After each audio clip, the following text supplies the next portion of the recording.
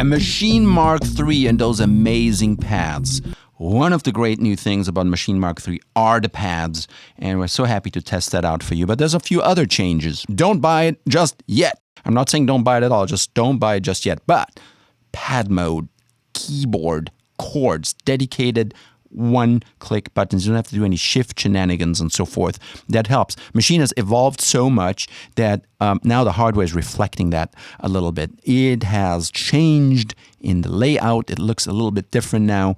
Here, for example, is Maschine Studio, still the flagship.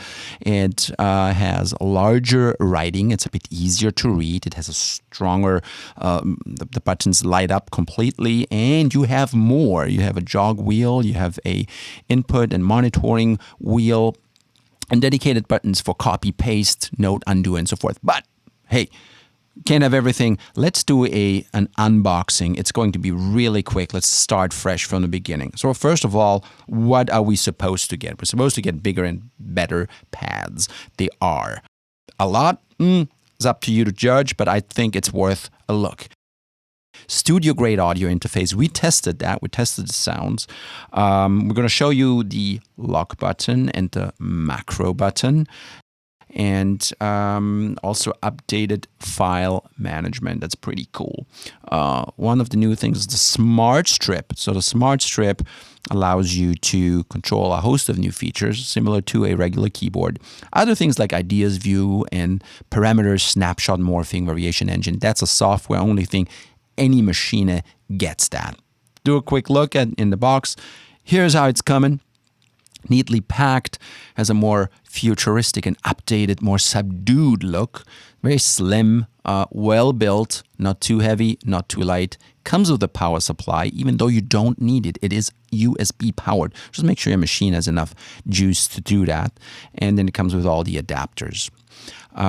Colors a little bit different. You can't tell really here, but yeah, they changed the greens, the reds. It's a bit more. It's less in your face, I would say.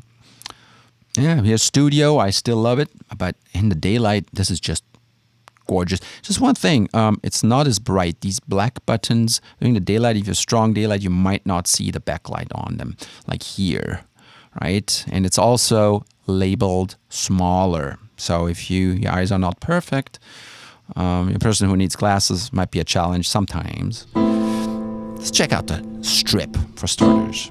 Hold down a few notes, and then that you can strum them. Think of a guitar.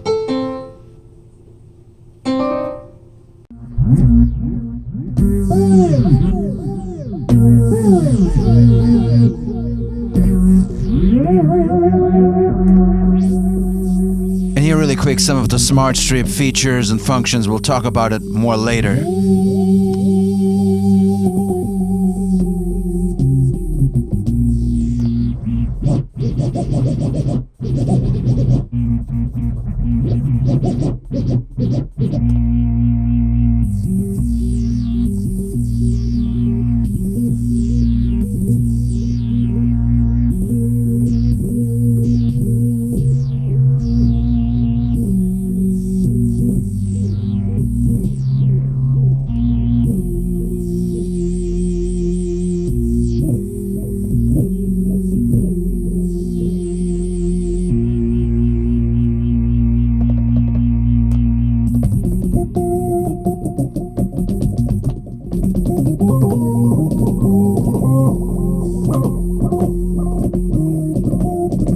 Dynamic range.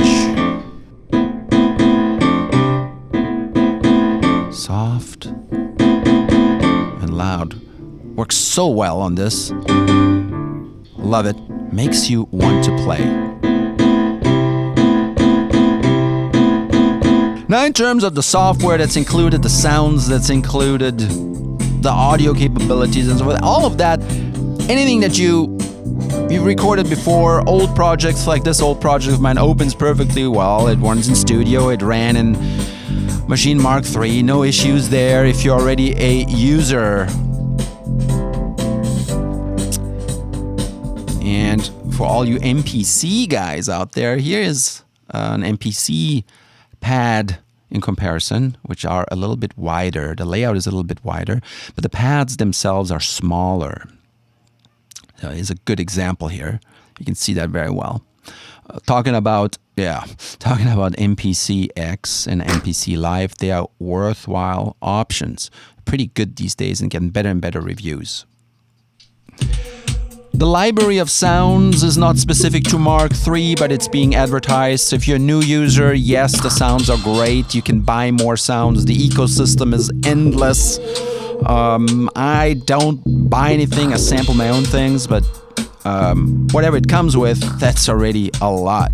Rest assured.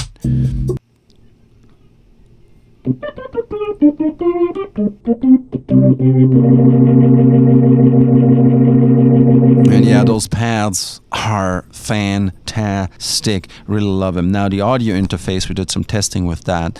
It's got a lot of features. It's got a dedicated headphone output that's supposed to power more powerful headphones. It's got a line output. All of that can be adjusted manually. It's got a mic in, gain, volume button. It's got a line in. It's got MIDI in, out. It's got a pedal. I used 3 different set of headphones. Sennheiser HD 650, very hard to drive and works very well. Not as good as an Apollo, which isn't the best headphone amp.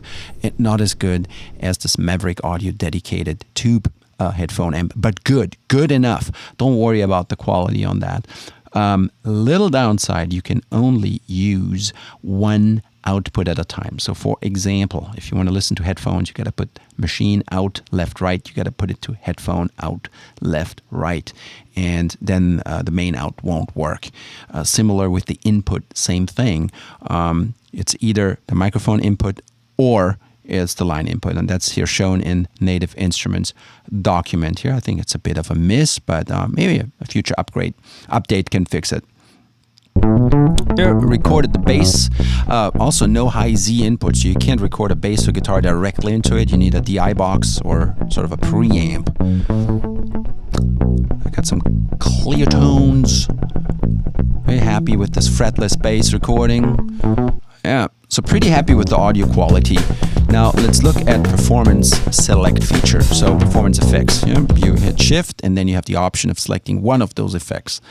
And that then gets controlled with the smart strip directly, which is pretty cool. Macros as well. You hit the macro button and then you can select wherever you are, whatever instruments you're controlling at the moment. You just tap on the knobs and it maps it. So that's a pretty cool feature. As you can see here, we're doing the mixer from Abbey Road 60s drummer, and that shows then up in my macros. So you don't have to dig through menus and menus and menus. You can kind of like customize what you want to control for live or for mixing. That's something, even though Studio has a touch feature, I couldn't do that in Studio for some reason. Maybe they're holding back a little bit. And see, so if I use my knobs, it controls that. Now, back to other options. Machine versus MPC. What's better? That's up to you to judge, but you know, MPC Live looks pretty appealing to me. You can put SSDs in there. It's got a dedicated battery. It needs no power. It needs nothing. It needs no laptop. I think that's a great way to hop on stage and do something. It has its merit as long as you like, you know, the operating system. I'm kind of baked into Maschine, and I'm not sure if I want to relearn MPC, but for those who work with MPC already, maybe that's a good option for you. MPC Touch is probably most related to Maschine Mark III because it has a dedicated audio interface built in. It's not fully standalone, but you don't need, you can be with a laptop and MPC Touch, like laptop and Maschine Mark III.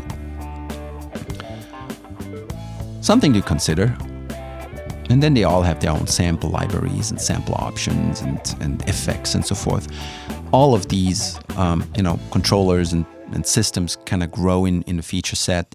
Then there's MPC Studio, which reminds me a bit of Maschine MK3. All of them come with great sound libraries, depending what floats your boat, but all of that is taken care of in the software. Another competitor would be Ableton Push. I think Push is pretty cool. Push 2 especially does a lot. It's probably the most flexible system in terms of production. Don't forget, you can use any machine inside an Ableton software. So those two are not virtually exclusive.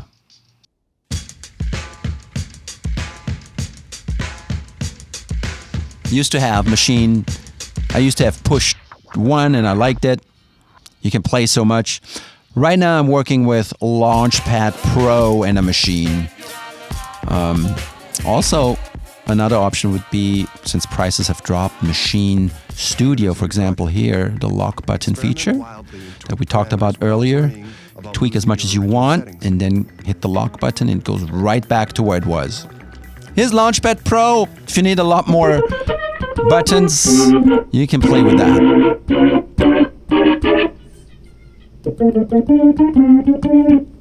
So all in all, is Maschine MK3 a buy or don't buy? I think if you're happy with your Maschine Studio and a Maschine MK2 and you're rocking on it, don't buy it. If you're feeling you're hitting some limitations and you want to explore, the touch strip and the chords feature and actually get to these new functions quicker, then it might be a worthwhile upgrade to you. If you need an audio interface, definitely go for it.